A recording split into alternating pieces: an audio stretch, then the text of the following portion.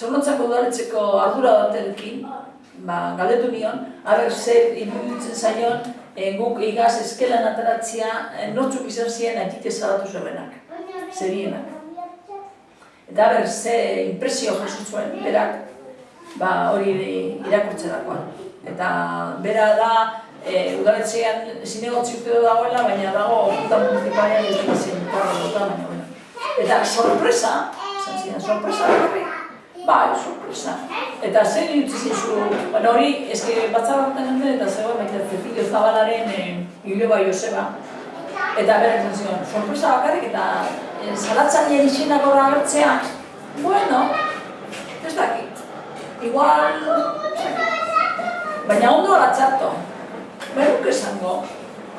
Eta, baina badakigu, bere pertsona horien zenidea, deseroso sentitu dira. Ez que normala da, desanien. Baina bakizu zer egin behar dan. Gauza, kontatu egin behar dira, jakin egin behar dira, zer gero horrela beste pertsona batzuk salatzaile moduan nahi dutena jarraitu bizitzan, igual kontutan egin behar dute ze lastu itxiristen duten zenidentzako atzean. Eta hori dira horrein, minduta sentitzen dienak, beraien aitite zer egin zuen, guk ipintzea gaitik ezkera. Jakin behar dela, asmo hori dela inor salatzea, jakitezan gero horiek jakin egiten dutela. Eta izateke freno bat, egoerak zaten dute borrokila direla eta bolta ematen dutela.